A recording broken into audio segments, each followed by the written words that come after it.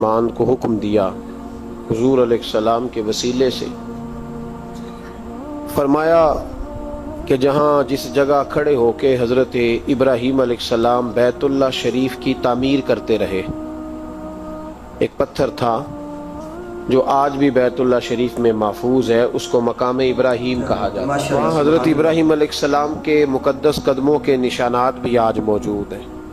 फरमाया इस तरह करें, वत्तखिज़ू मिन मकाम इब्राहीम मुसल्ला, ए महबूब अपने गुलामों से फरमाएं कि इब्राहीम के खड़े होने की जगह को अपने लिए मुसल्ला बना लें, वहाँ नमाज पढ़ा करें।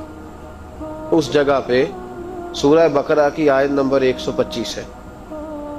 यहाँ अगर आज कोई शख्स कोने में से कहता कि जहाँ अल्लाह के नबियों के कदम लगे वहाँ नमाज पढ़नी चाहिए, तो लोग परेशान हो जाते।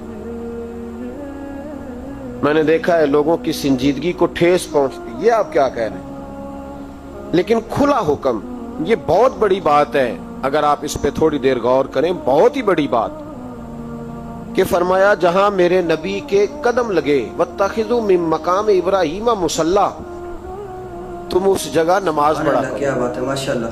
हजरत उतबान बिन मालिक रदी अल्लाह तआला अन्हु ने भी कहा था, सही मुस्लिम है।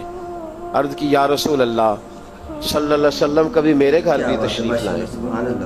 तो हुजूर अलैहिस्सलाम तशरीफ लेकर के गए, फरमाया बता क्या करूं।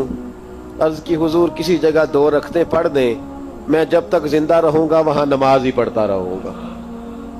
सारी जमीन पे नमाज होती है कि नहीं, तो उस कोने में पढ़ने की क्या जरूरत है, क्या जरूरत। आज म्यूजियम बनाने का शौक पूरी दुनिया पे है कि म्यूजियम होने चाहिए, अजायब घर होने चाहिए। किसी की तलवार, किसी के ज़िरा, किसी के घोड़े पर लगा हुआ जो है वो जीन लोगों ने रखा हुआ है, कजावा रखा हुआ है। लोगों ने मुख्तलिफ चीजें संभाल के रखी हैं, पर हमारी समझ में नहीं आता कि हजरत हलीमा सादिया के मकान से लोगों को क्या इख्तलाफ है। ये बात समझ में नहीं आती कि रसूलुल्लाह सल्लल्लाहु अलैहि वसल्लम ने जिस कुएं से पानी पिया उस पर पाबंदी लगाने का क्या मतलब है।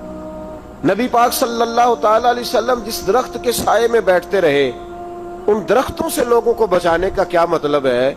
ओ भाई, जिस जगह हजरत सैयदना इब्राहीम के कदम लगे वहां अगर नमाज पढ़ना अल्लाह का हुक्म हो सकता है, तो जिन दीवारों पे मेरे नबी का पसीना लगे, मस्जिद नबी की जिन दीवारों पे हुजूर के दस्ते मुबारक लगे, उस जगह कोई बरकत ही कोई नहीं, उसमें तबर्रुक ही कोई नहीं।